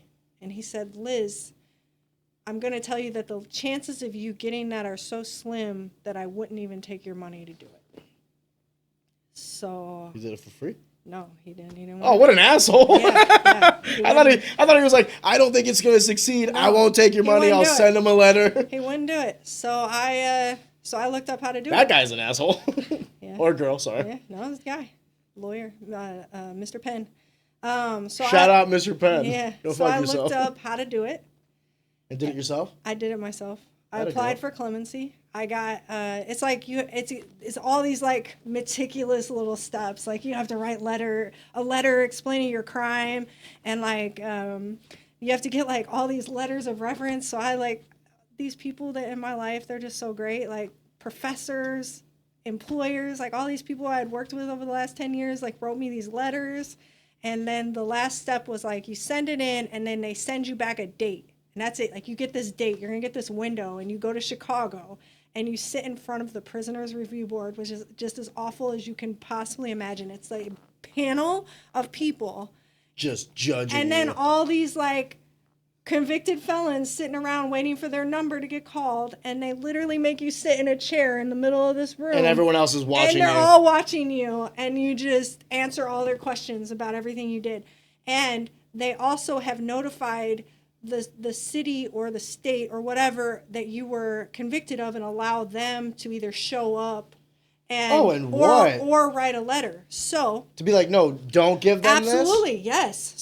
So I get my shot. What's the purpose of their job? They're the ones judging you. Dude, I have no idea. So I get all dressed up, and I'm like, I'm so scared. And this is like probably 2012 or something, and I show up and I'm watching these people, and these people are sitting in the middle, and I'm watching how they're questioning them, and I'm watching like the questions they're And one thing I did realize, and I'm so thankful that I realized, is that most people were making excuses for their behavior. That most people were trying to justify why they did what they did or when they did what they did. And I made a decision, like in that room, I had made a decision, I am not going to do that. Like I'm guilty. I did what I did, but I was 17. That is not who I am today. And that's what I'm going to do. And so that's what I did. I went in front of the prisoners review board and they asked me, like, why did you do this? And what was going through your head? And I just owned it, you know, like this is who I was at 17 and I was making all these bad choices. And like, this is who I thought I wanted to be, but I grew up and that's not who I am. And this is what I've done since. And like the last question they asked me was like, we just want to clarify that the place that you've worked at for the last 7 years is a place that you used to be a client at. And I was like, yes. And the guy was even like, congratulations. And I remember leaving and feeling like, yes, like I nailed that. Well, you didn't know the outcome of whether or not you got clemency or not. And you just left. And the final rule is that the prisoners review board makes a recommendation, and then Peoria County, who charged me, got to make their recommendation. They send it all to the governor of the state of Illinois, and he makes a decision for clemency. And it's an indefinite amount of time. Indefinite amount of time. So you could be waiting forever, basically, like any, you know. Whenever the governor gets around to it. Yeah, whenever, right? And so when I left, I felt pretty good. And Peoria did write a letter. They didn't show up. They wrote a letter. They said that I should never, that I shouldn't be eligible for clemency. Why? They said that that I should never be able to live my life in a way that meant I didn't do the crime that I did. Like the crime I did was so horrible that I should never be relieved. Robbed a drug dealer. Relieved of the consequences. Robbing a drug dealer at 17 is so offensive that you should never be able to live your life like a normal human being. That's exactly what they said. Peoria, Illinois? Yeah. Fuck you. That's exactly Peoria, what they said Illinois. in writing. Fuck you. I remember looking at it like, man. So yeah, I didn't hear from like 2 years went by, and the governor changed over from Blagovich. I still can't get over that. Ronner. And you Ronner is you like, robbed a drug dealer. Yeah. That is why. Yeah. What world do we live in, dude? Listen, robbery's bad. Don't rob. I'll say that. But if you are gonna rob, robbing the local drug dealer isn't like robbing like grandma for like the last $20 in her wallet. That's bad. Robbing a kid or you know, a single mom, pretty bad. Yeah. That's a misdemeanor to me. I would have been. You want to know what you did? That you got caught. Yeah. That's what you did wrong. Yeah. I don't know. But it came through. So the governor Ronner, for whatever reason, it's actually like if you look me up, like Liz Helton Clemency, Illinois, like he like backlogged a bunch of them, and he gave like it was like 3% or something like that, and somehow he got to my story, and he gave it to you. He gave it to me, but he added a full pardon. No shit. So then I hired... What is the difference between a clemency and a full pardon? Forgive me. So they, like if you expunge or get clemency, like they basically, they take your record away so that like the average employer and stuff can't look it up. But if I was ever in trouble or anything again, the courts can see it. Yeah. A pardon means that your rights as a United States citizen are completely restored and all records related to the charge are destroyed, including your fingerprints. So everything that ever happened in relation to that is completely gone. God bless.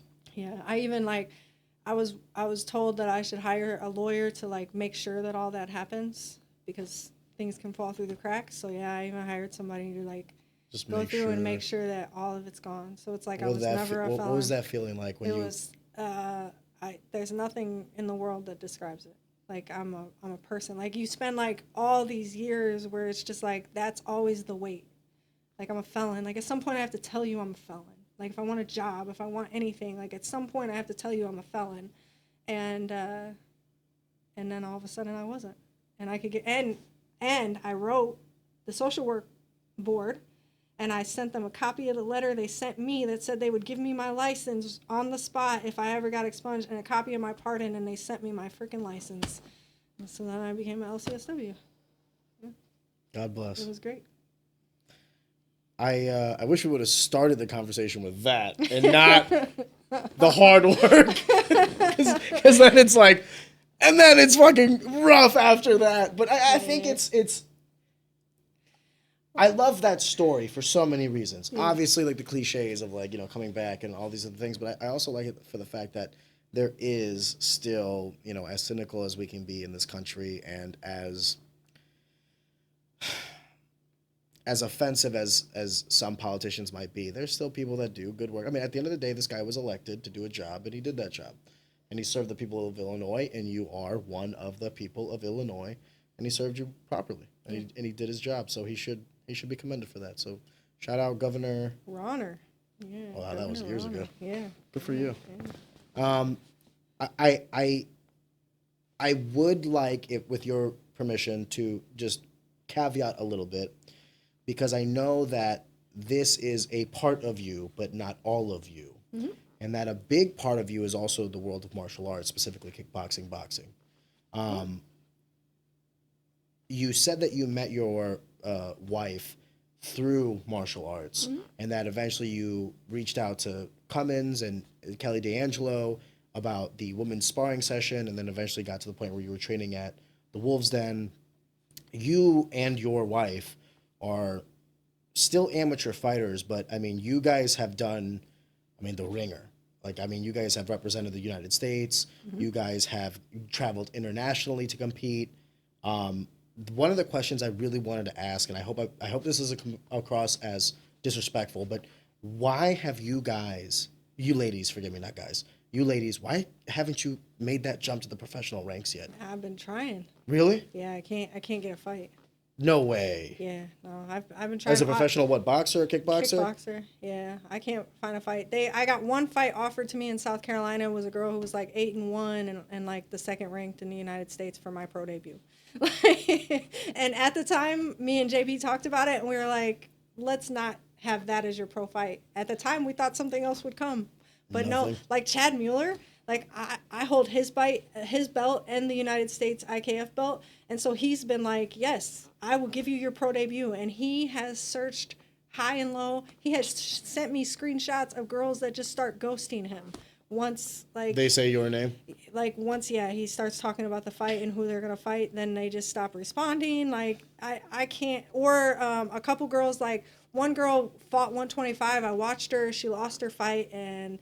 So she would have been like 1-1 as a pro, and I was like, Chad, reach out to her. And he reached out to her like, right, a little bit after her fight and was like, hey, we could do this fight at 125. She's like, no, I'm dropping weight classes now. Like, so it's just like, I cannot get a pro fight. What do you walk around at weight-wise? I walk around like 137, fight 125. And you fight at 125, yeah. And I know that for women, cutting weight is like immensely more difficult than it is for men. I've told them I'll take a fight at a higher like weight. I'll fight 130, 135. Okay. Yeah, like I'll do it. But yeah, it's if the fight is right, if it makes sense, all these other variables. I think that for me and Lily, we have different goals.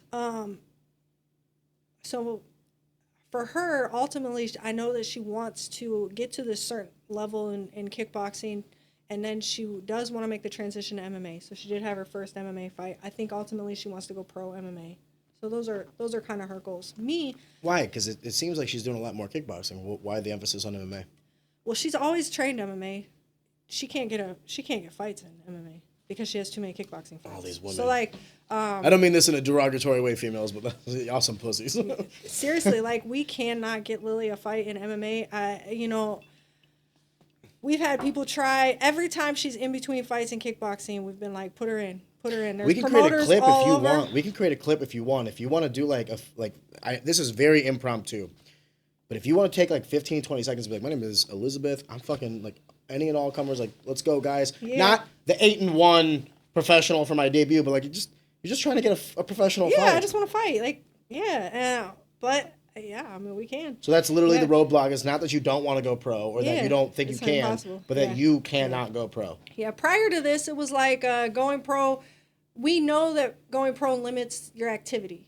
So I wanted to medal on the world stage. So like my journey has taken me to the world stage now 5 times, but my first 2 times I got destroyed. So like for me, I learned about this whole other level of competition out in Europe, and I was like, I want a medal. So like I didn't want to limit my activity by going pro. You can still go pro and go over there and compete. But you're not But able if to I'm not compete as active, much. then I feel like I'm not going to be able to beat. I'm not gonna be able to compete at the level I need to. Like I need to be Are active. some of these girls pro that compete there? Oh yeah, yeah. Yeah? Almost everybody. Almost every girl we Well, fight. then no wonder you can't fucking find fights. Overseas. But that's the difference Yeah. maker. Because these amateur girls are then going pro and they're realizing that there's a very high likelihood that you have competed against pros already. Yes. And beaten some. Yes. And now you're trying to like quote unquote go professional. Yes. And that's what's scary to them. It's Over like, in oh, Europe, those girls have hundreds of fights because they fight every weekend. Yeah. Like there's so many tournaments and they're pros. Like, so I just wanted to medal on the world stage. So I went to the Pan Americans. I got a gold medal in the Pan Americans, and then I went to Portugal last year, 2023, and I got a bronze medal. So for me, I was like, that's it. Like now I've done what I want to do. Now I want to go pro. We spent all year Nothing. looking. Finally, I got a call from Sparta out in Colorado, and he basically said, hey, I'm the matchmaker. He said, if you come out and fight a title fight against our 125 champ, Amy, but you win that belt, we'll have a talk.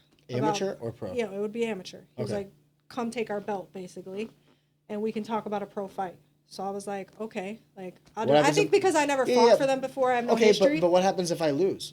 Yeah, I guess I don't Well, get a pro I don't fight. get a pro opportunity? What the I fuck? don't know. So, but I didn't care. I was like, all right, like, I'll come take her belt. So that was on a Monday. The girl agreed to fight me. We set up a date, and then on Friday I broke my foot. August 23rd, I broke my foot. So it was the first time I ever had an injury. So then I was like, well, I can't fight. And That's so now frustrating, I've just man. I've basically just got cleared to compete again 3 weeks ago. How old are you now, if you don't mind me asking? 41. So yeah. And I know that you said that you and Lily have different expectations for the career. Yes. And I'm sure, like, and I don't mean this disrespectfully, but let's take Lily out of the equation, for instance, for right now, because I'm talking to you. What are your goals for your career? What do you want to do? So like for me, I have a career, right? Like I have a career that I mean a professional job outside of fighting. Right. So fighting for me is something I love to do. I am not under any like Illusions. delusion that I'm not getting older. Like I do know, but I do think that I started later, and because of that, I feel really good. Like Yeah. I'm not, like I said, I just won a bronze medal. I was 40, like fighting 20-year-olds. Like I'm not in a place yet where I feel like I'm too slow or I'm not recovering well. Like I feel really good, and I love to fight. I do this because I love to fight. Like that's really just me. I 10 years I've been doing it, 11, 12 years now. And it's just something I really enjoy doing. And so for me now, it's like going pro was exciting. So my goals are to do things that are exciting. Like I wanna have a pro debut. I wanna fight here in St. Louis for a pro fight on Chad's card and have my family be able to come see me do it, and like I do wanna maybe fight the 8-1 girl, see where I'm at. I know that it's almost over. So now it's like I just want to do things that are exciting. I don't want to just do the same old stuff. Well, maybe. I mean, you see guys fighting at like 44, 45. I mean, Yeah. I understand that, like, in the grand scheme of life, you're 40 years old, so 5 years might not seem like a lot of time, Yeah. but it is, right? It In is, that yeah. time, you could have like another 10 fights. I could. I guess I just don't want to. I don't want to take any time for granted either. I guess is what I'm saying. And That's I do fair. just want to do things that I think are going to be challenging and fun, exciting for me. The competition's going to feel exciting. Like when we first talked about me going pro, the discussion was, well, maybe your first fight we could just find you like a bum somewhere, so you get your first pro fight win. I was like, I don't want to do doesn't that. sound exciting. That doesn't sound like it's worth putting a camp in for. Like I want to fight somebody good. I want to have a good fight. And so I think those are my goals. Like just to do things that excite me. I just that wanna I'm bang, bro. Yeah, I just want to have a good time and get out there. And like I said, I would like to fight local and have my family be able to see it and fight a couple challenging fights and just be aware that I can't take any moments for granted. At some point I might feel like I'm a little slower or I can't recover, and then I have to say like, oh, I guess it's time to coach now. I don't know. I was going to ask you that next, is like when all is said and done and you're kind of like the competitive window has closed, have you thought about like what you want to do? Like, I'll give you an example. For me, I don't coach MMA, even though the last decade of my life has been MMA. Yeah. I coach wrestling, because wrestling was the martial art that got me to MMA, right? Yeah. So like in a weird way, like I went back to the roots. What would you do when, okay, I can't compete anymore? So or I at think the I'll very just least, I always can't be compete a at the part level of I it. want to. Yeah, I think I'll just always be a part of it in whatever capacity that is. Do I want to coach like a bunch of fighters and be like, no, not really. Right now, I just coach. Well, I help. I think because of my profession, I'm naturally a leader and I understand things, how to break things You're down. probably a good teacher as well. And so I do think that exists. So I naturally fall into this, like helping corner people and help warm people up and stuff like that. But I never really tried to be there.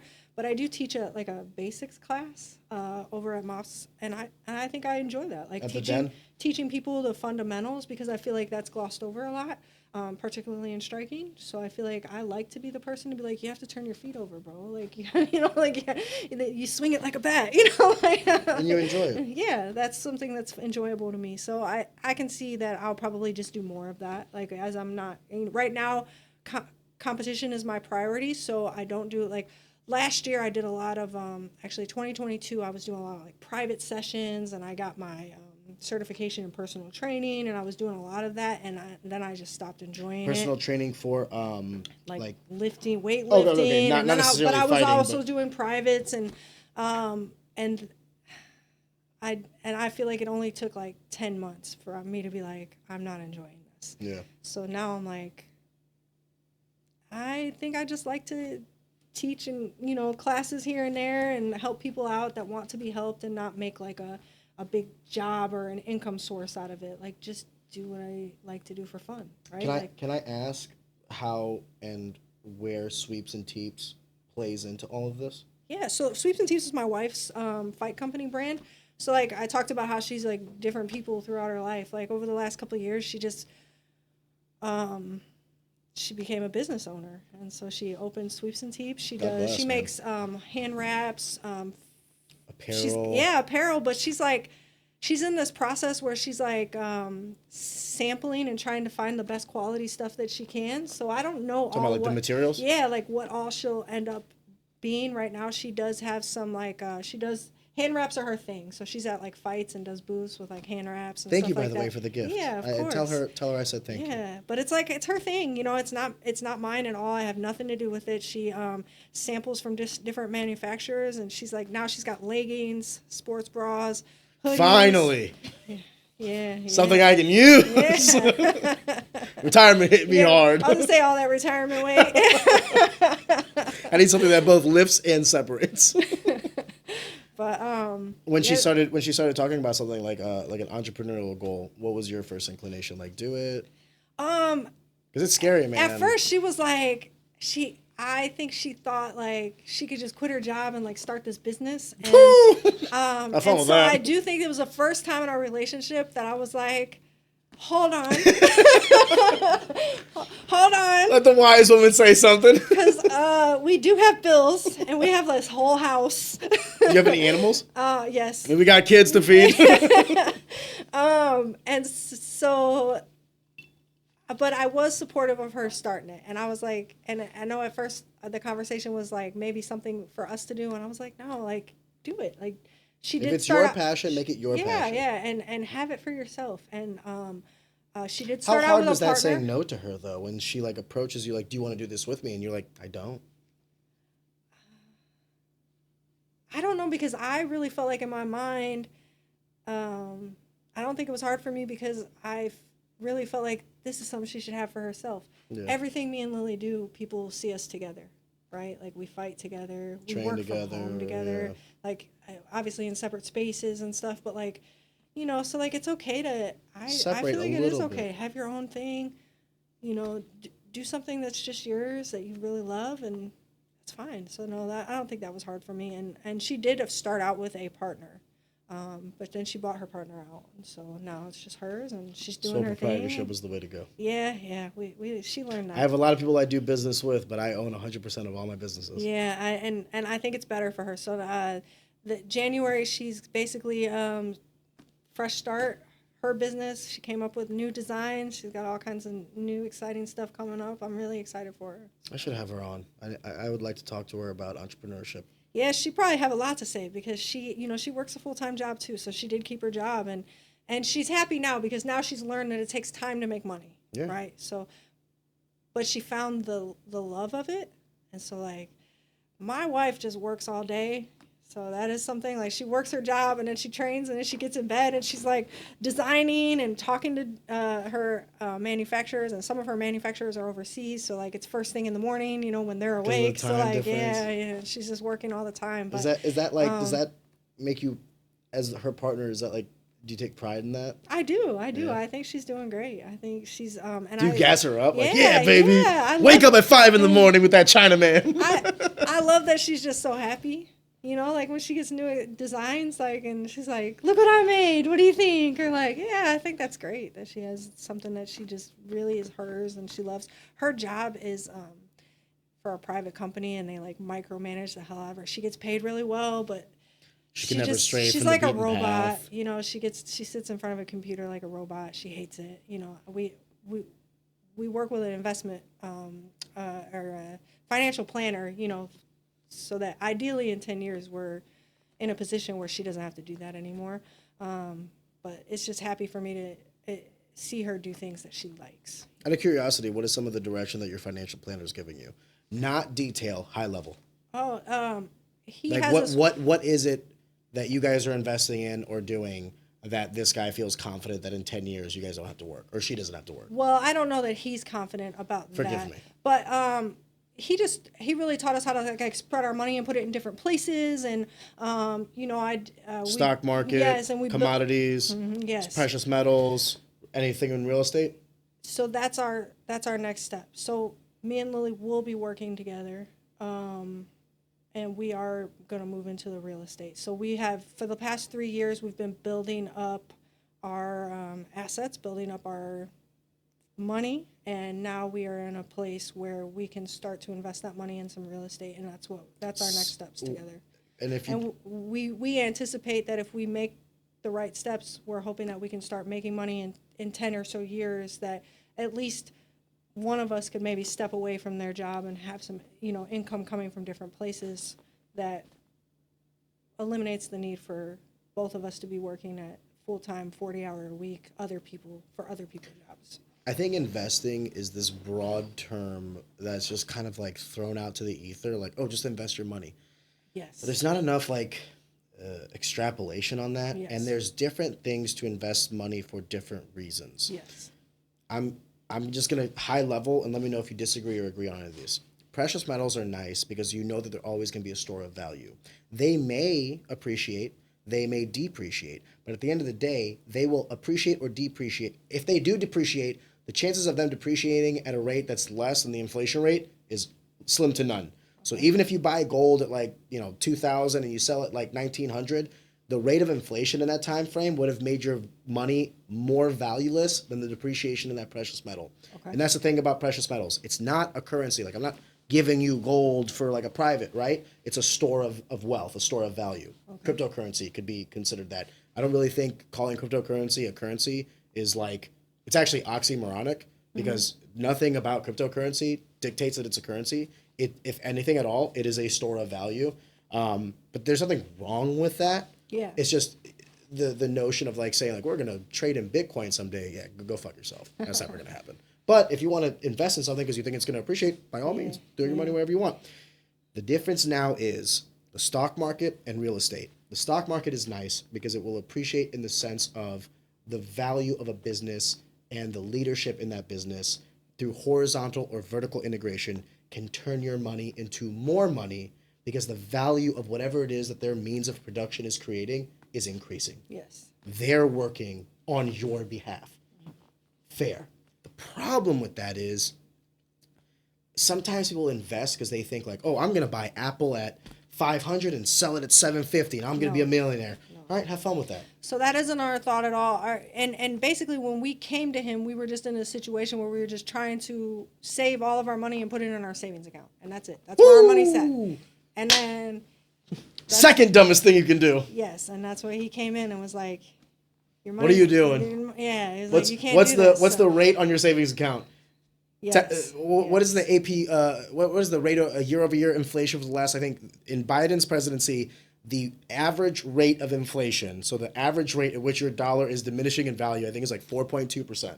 So there's no checking account, there's no savings account, there's nothing that gives you 4.2% annual. So you're literally losing money holding it in a savings account. So that's where he came in and was like, you can't just have this money just sitting in savings until you're ready to do something else with it. Like, and so what should we do? Buy this shit coin. No, we didn't do that, but we do have money like in an investment account and it's not anything like super risky where he's like, oh yeah, in 10 years you're gonna have all this money, but it moves up slowly. And the power of also, compounding interest. Yeah, that's the beauty of long-term investment. Yeah, and that's the stock market. Yeah, I have an 18-year-old who also does the production of this when my lovely assistant here isn't, and he's getting into the investment, and I was talking to him literally last night, and he was like, Coach, like, how do you invest? And I go, I do it the same way Warren Buffett does it. I never buy something with the intention of selling it. I'm buying something because I want to hold on to it because I see the value in it over the course of 20, 30 years. Yes. I'm buying something because I think either one of two things, either A, where they're at today is not where they're going to be at in 20 years trajectory-wise, or B, I can buy it at a discount. Someone is willing to sell me something below par value, I'll buy it. If you have something that's worth $1 and you're willing to sell it to me for 90 cents, well, then I'm a fool. Because now you just gave it to me at a 10 cent discount. Yeah. Logic would dictate that if I buy that at 90 cents, I just made 10 cents at the point of that exchange. Yeah. Right? Yes. The nice thing about real estate is cash flow. Yes. And that is two things, cash flow and the ability to borrow. Fun fact, once you get to a certain amount of stock value, you can actually borrow against that as well. But we're talking about the ultra wealthy. Yeah. Well, and I will say that real estate is something that we haven't quite jumped into yet because we feel like when you're talking to people who are into real estate and they start talking, we're like, oh shit, we got to learn a lot. But like one of the things that he talked to us about is we also were like saving our pennies because we wanted to buy a property right out. We're like, we just want to. What, full value? Yeah, we were just gonna. Oh no. We were just gonna buy a house, and like that's how we were gonna start. Like that was gonna be our first property, and we owned it, and it's ours. So and he was like, no, like, that's not how you do this. That's not how you make money. Yeah. And so then we were like, all right, so now we're 2025. There's nothing wrong with that thought, and it's actually wholesome and innocent. Yeah. But the second thing I was gonna say about real estate, the real power in real estate is the ability to borrow against it. Yes. Yeah, and so we've been learning a lot about that, and we've been learning a lot about it's okay to get the loans, right? Like it's okay to get the loans, to get the property, but you also have to be involved in the right people because the houses that you want to buy as investment properties aren't going to be listed on Zillow, right? No. And so trying to get in the real estate agents that make money for a reason. Yeah, so we're trying to navigate that right now. We recognize we're very novice, but we have a plan, and we don't expect that. We feel like there's going to be like a learning curve over the next few years, but we're hoping 10 years we'll see some profit, and in maybe 20 or 30 years we can be a little more comfortable. You'll see. How can I say this? Intimidating is I think the correct word to use because going into anything that you don't necessarily feel super secure about is intimidating. Yes. But the intimidation is also increased once you start getting a bank involved. And now I'm signing this 15-year note or 20-year note or whatever it is. Yeah. Now I have money coming out, and oh my God, and now I need to find a renter, or maybe I need to put more money into this house because it's a fixer-upper. So maybe I can't rent it immediately, or maybe you're not even thinking about renting it. You want to flip it. You think you could buy it, put a couple $1,000s into it, and sell it for more than what you bought it for. It's fun. It's interesting, but it's also intimidating. Yes. But I think as long as you have, whenever I talk to my friends about like financial security, my very first thing is multiple revenue streams. Yes. Like you can't just, don't just throw it all on Bitcoin. Don't just throw it all on real estate. Don't just throw it all in the market. Yes. A little bit of both. So that's what we're trying to do now. So God bless. That's kind of what we've been told to, and now we're trying to figure out how to develop those multiple income streams. and be secure in that. And it is all intimidating, especially for me, because earlier you asked a question about how my wife has changed me, and that's kind of what I was going to explain, that I just spent so many years like that was me, like work hard, save my money just in case, because anybody can be one step away from eviction and homelessness, right? Like, so you just put all your money in your savings account, and you work really hard, and you do all the right things. And my wife was the one that was like, let's explore other things in life. And first, for many years, that was like, let's have fun. Like, it's okay. Like, we have enough money that we can pay our bills and stuff. Like, we're okay. Like, let's have some fun too. Like, let's take vacations and like travel and see the world. And I was like, but what if, like, no, but she got, so she got What were me the to first couple like, vacations like? Like, you're just like sitting there trying to have yeah, fun. like, just trying to break out of this like mold of like, I don't know, just this boring life that I've lived for so many years of like work, school, save money. Yeah. So she, brought that out of me and like got me to relax a little and have fun. And it's okay to not be so rigid and structured about everything. And then, a few years ago, she's the one that brought Connor into our life, who was the financial planner, and was like, we gotta talk about different things. And off the record, I'm gonna ask his last name. I might know him, but off the record, let's not say his name now. Okay, all right, yeah. That's listen. There was a fabric of which I thought this conversation was going to take root, and it was everything that I thought it would be and more. All right. So I want to say thank you for your transparency, because like you're talking about your childhood, pros, cons, and sometimes it's tough, especially like in a vacuum. You can easily say things like it's just you and Lily, or it's just you and the guys at the gym. But then like to come onto a podcast and like show your heart a little bit. I don't take that for granted, so I just want you to know that thank you. Yeah. I hope this conversation was everything that you wanted it to be. Yeah, it was a good time. Yeah. Good. And the door is always open if in the future you guys want to, let's say you make your pro debut. I'd love to have you back on and we could discuss that, the difference, pros and the cons. And I just want to say thanks for coming on to Easy Talk. Cool. Thank you. I appreciate it. Liz, I appreciate you. All right.